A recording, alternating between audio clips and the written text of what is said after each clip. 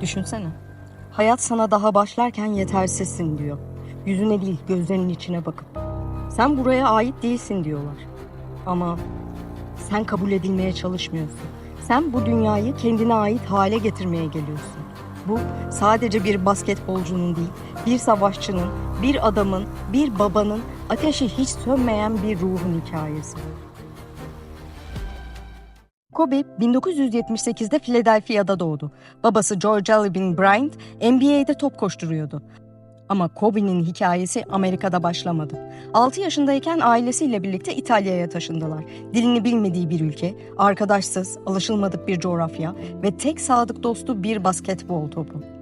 O yaşta diğer çocuklar sabah kahvaltısından sonra okula giderken Kobe sabah 5'te uyanır, tek başına şut çalışırdı. Oyun parkı onun için bir eğlence değil, bir yemin alanıydı. Babası Avrupa'da oynarken Kobe her maçtan sonra notlar alırdı. Henüz 10 yaşındayken kendi NBA takımlarını çizerdi. Bir gün ben bu sahada olacağım diyordu. 13 yaşında Amerika'ya döndüklerinde artık o çocuktu. Hem çok farklıydı hem de çok iyiydi. Çok zeki ve çok yetenekli olması hiç hoş karşılanmazdı. Takımda dışlanırdı. Bu çocuk fazla ciddiye alıyor oyunu diyorlardı. Henüz 17 yaşında NBA'ye girme kararı aldı. Kimse inanmıyordu. Çocuk bu diyorlardı. Liseden direkt NBA'ye mi? Ama Kobe'nin aklı karışmadı. Çünkü onun için bu bir oyun değil, bir hesaplaşmaydı. İlk sezonu kenarda oturdu. Top kayıpları yaptı. Playoff'ta hava topu attı. Takım elendi. Tüm Amerika onunla alay etti. O gece Kobe salona geri döndü. Aynı atışı 1000 kez daha çalıştı. Işıklar kapanana kadar.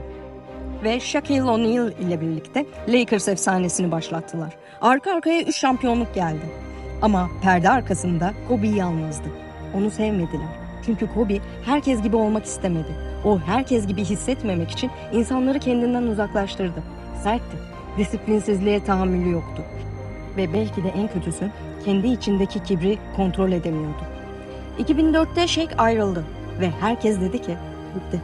Ama Kobe için yalnız kalmak bir bitiş değil, bir doğuştu. O sırada hayatı bambaşka bir yönde değişiyordu.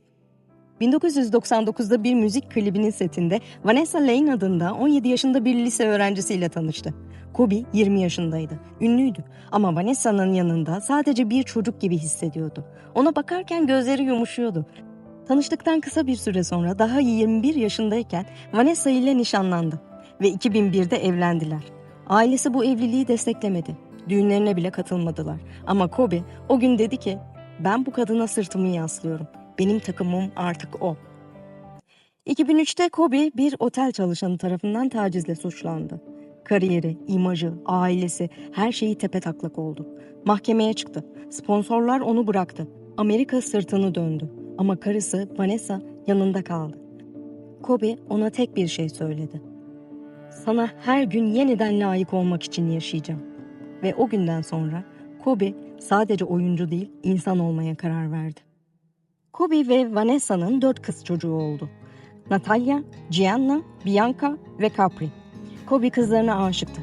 Benim 4 prensesim var derdi. Gianna ise içindeki basketbol ruhunun yeniden doğuşuydu. Beraber maçlara gittiler, beraber çalıştılar, birlikte güldüler. Kobe bir gün sakatlandı. Tendonu koptu. Ama sahayı terk etmeden önce 2 serbest atışı da soktu. Sonra yürüyerek dışarı çıktı. İşte o gün Mamba mentalitesi doğdu. O bir marka değil, acıyı motivasyona dönüştürmekti. Yorulmayı bahaneye çevirmemekti. Her gün daha iyisini istemekti. Sabah 4'te herkes uyurken ter içinde kalmaktı. Kobe Bryant, NBA tarihine sadece yetenekleriyle değil, sayılarla, kupalarla ve rekorlarla da adını kazıdı. 5 NBA şampiyonluğu kazandı. 2 NBA finalleri MVP'si oldu. 18 kez All-Star'a seçildi ve bunların 4'ünde MVP oldu. 2 olimpiyat altın madalyası kazandı. 2006'da Toronto Raptors'a karşı 81 sayı atarak NBA tarihinin en yüksek ikinci bireysel skorunu elde etti.